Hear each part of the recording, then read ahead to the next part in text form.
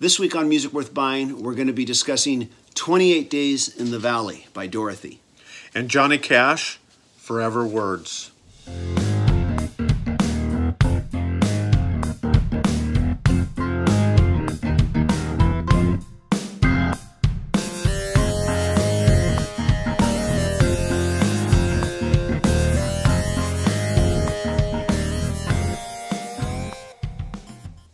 Hey everybody, this is TJR. I'm a musician and a music writer.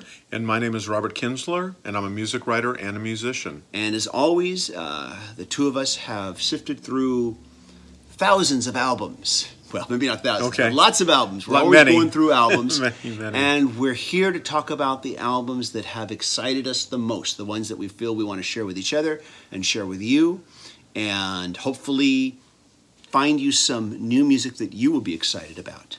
And so I'm going to start off right now with the second album by the band Dorothy. This album is entitled 28 Days in the Valley. This is their second full-length studio album, not counting an EP that they released prior to their first album. This is also my first exposure to the band.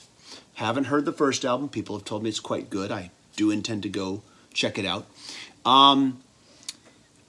I will just say that this is just some of the most righteous rock and roll that I have heard, probably since, I don't know, maybe a good comparison, Guns N' Roses' Appetite for Destruction. The band was formed in 2014, has gone through some changes already, but we're gonna pause and just play a track. This is a song called Who Do You Love? No, it is not a remake of the Bo Diddley song, and this is the advanced single that first caught my ear and alerted me to this band before the album came out and made me say, okay, put this one on your list. You're going to want to check this album out when it comes out. Once it did, it was like, okay, I am definitely getting this album. And so we're going to check out Who Do You Love?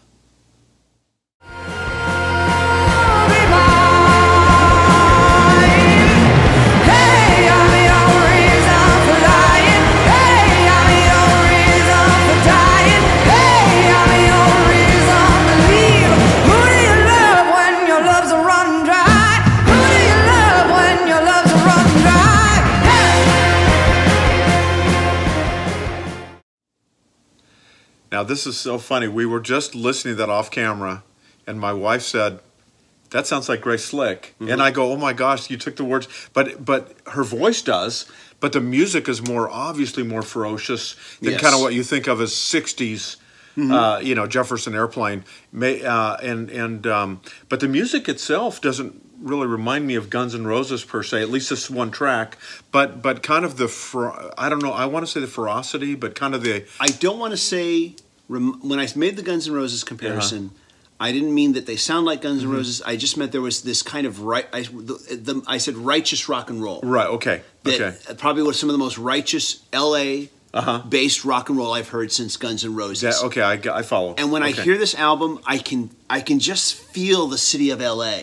I really can. There are some bands that come out of LA, you can just feel that. Like when you hear LA Woman, you hear Los Angeles in it. Yeah, you do. There is an urban quality to it. Right. When we think of urban, we tend to think of R&B music, we tend to think of hip hop music. But rock can sound urban too. Oh, very much so. And this is very urban sounding and very, to me, specific to Los Angeles. When I listen to this, it's like, yes, I could definitely feel the streets of Los Angeles in this album. And there has been, you're not the first one, your wife was not the first one. Others have heard this and made the comparison to Grace Slick. Yeah. You know? But that, to me, that's a good thing because so many, and I have to be careful what I say because it's not, I call it the American idolization of music where singers all kind of have these voices that, you know, men and women where it's kind of the, you know, modern R&B, even when they're in a rock band, you know, like, not because I know we tend to try to accentuate the positive on our show, but I recently saw a band, one of the live stream at Coachella. I love the band, but the singer had a little bit too much of that modern day R&B thing for me. But this, you're hearing a really great rock singer. You know, she sounds fantastic, and the song's good. It's a very good song. Track for track, it's a lean album. But track for track, you know, just like I said about the Stone Temple Pilots album, all killer, no filler. Every track is solid. Every track is great. Now, in the band, of course, the band has had 2 albums. There's been some lineup changes already from the first album to this album. On lead vocals, we have Dorothy Martin, Owen Barry on guitar, Jason Ganberg on drums, Eli Wolfmeyer on guitar, and Elliot Larongo on bass. And I'm not sure what the story is behind the personnel changes between the 2 different albums. I know that the guitarist on the first album actually kind of discovered her and heard her singing and said, man, we got to put some heavy rock tracks behind this girl. It's going to be great. Now, I don't know what's happened since then. I don't know if any band changes have been amicable. Maybe they have. Maybe they haven't. Who knows? There's no real information on that. At any rate, we're not too interested in that on this show unless we feel it affects the music and how it affects the music. But yeah, this is a solid rock album, and it really makes me excited to go check out the first album, which was entitled Rock is Dead. Okay. Which, if it's anything like this album, rock is not dead. Yeah. Thanks to bands like this. Yeah. We're going to check out another track. Oh, and I should go over the packaging. This is just a standard jewel case here that we have. We just have a simple insert, nothing really too huge. Just the song listings, credits, and a picture here of the lead singer here on the back. And clearly she's the focal point of the band. It's named after her. Clearly she's the focal point here. So we're going to check out another track. It's called On My Knees. Here we go.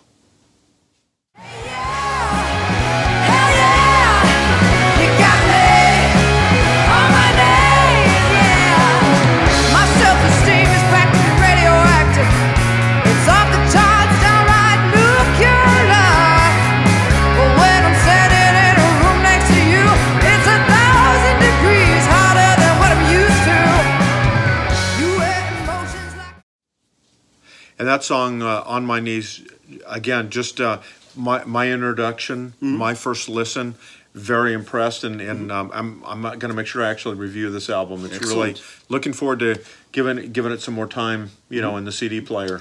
On this album, this is one of the longer tracks. There's actually a section there where she starts talking, and it really feels like you're there, like it's live. Like this is a very close to a live performance, that this is probably some of the stuff that she does do live, talking to an audience. We can't play into that because there are some colorful language being used that we can't do here on the show. We don't want to do here on the show.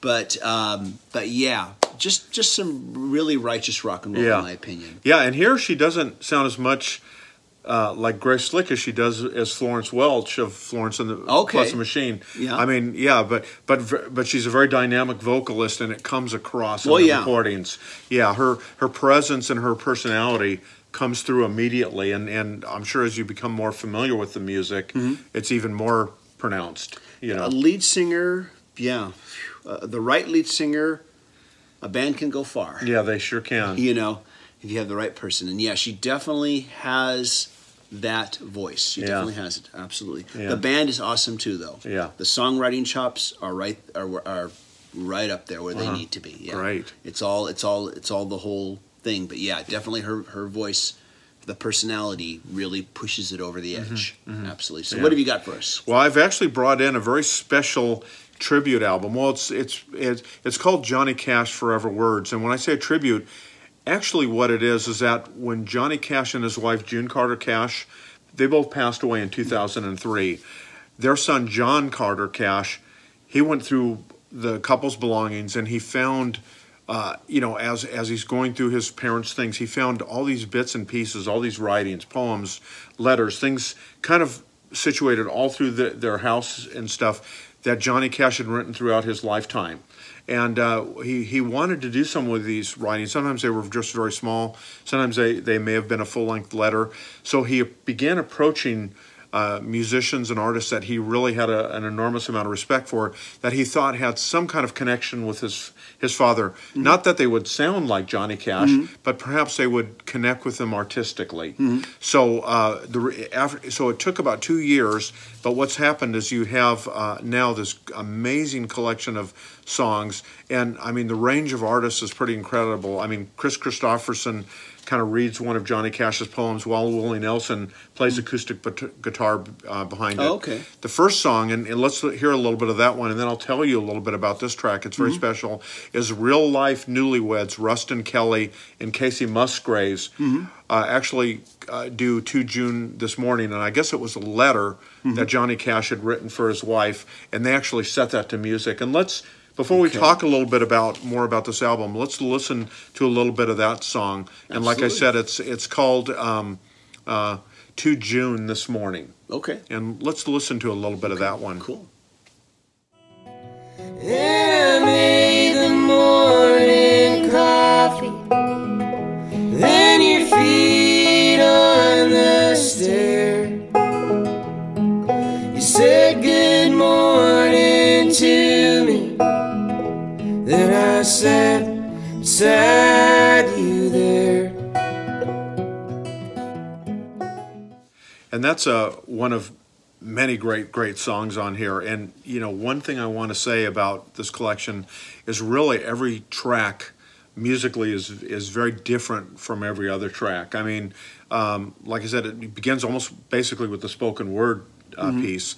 This one is just this really sparse, beautiful duet with just acoustic guitar and banjo, and then Casey and Rustin's voices blending together very beautifully. And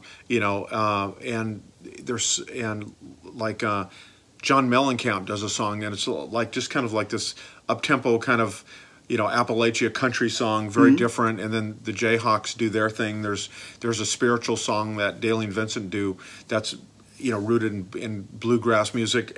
So it's like the whole thing is steeped in Americana, but it's from every part of the Americana universe. But what kind of ties it together is Johnny Cash's kind of straightforward, kind of like the song we just heard. It's like he's just describing their morning, just in his plain spoken language, but there's a real beauty and simplicity to that, and it's very real and honest, obviously, as people, I think, know about his reputation as a writer.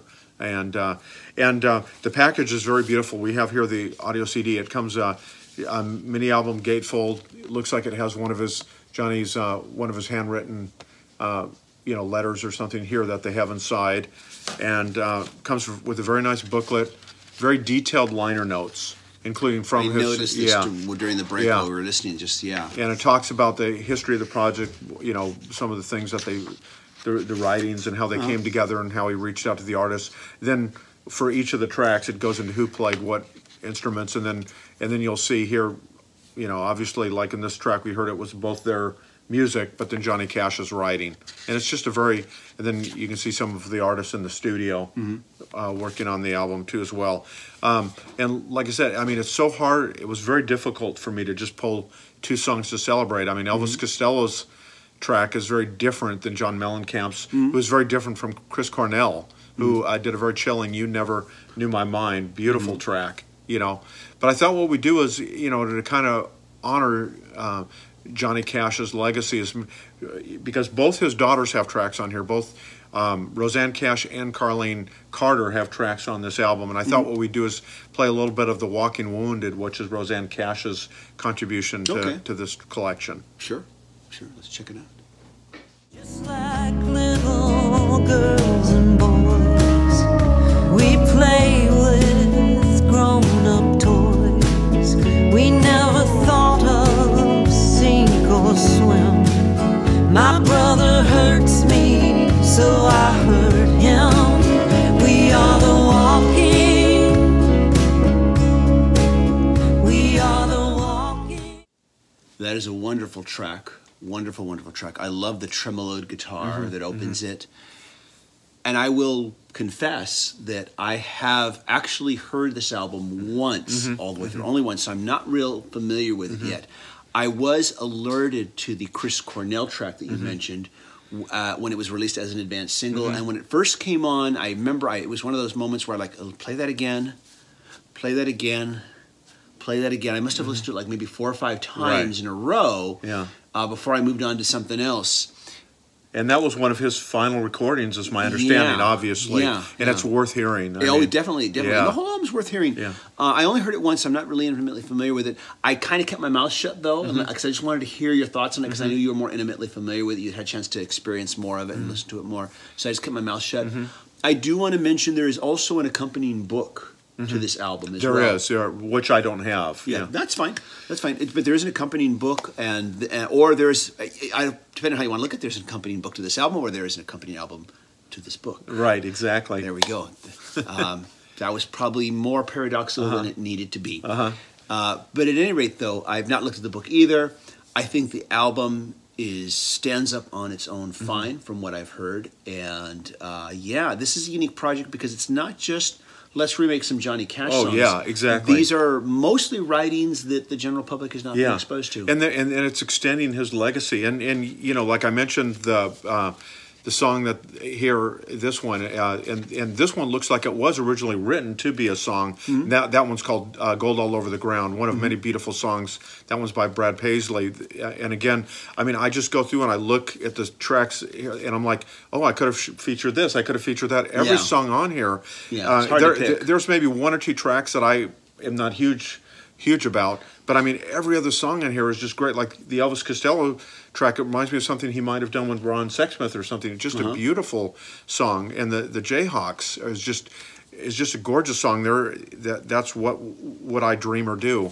I mean, just, you know, and it's just the lyrics are just so probing, but the song, it's like these artists have risen up and really kind of celebrated Johnny Cash's legacy across this disc. You know, it's great. Cool. Very cool. And so thanks, you know, for bringing that one in here. Yeah, and thanks for bringing Dorothy in too. Yeah. And have you heard these albums? Let us know what you think. Are you planning on checking them out? Please let us know. Oh, where's my copies down there? Oh, it is. There I've already stolen it. I'm sorry. You stole it from me. TJ, I didn't mean to do that. Here, let's hold these both up for everybody. So, Okay. Definitely let us know what you think of these albums, or if you're thinking of maybe checking them out. And as always, thank you everybody for watching. Please subscribe. Don't forget to click that bell notification. Click that bell notification, so you know. And just thank you everybody for watching. Thanks, everybody. Talk to you soon. Bye-bye.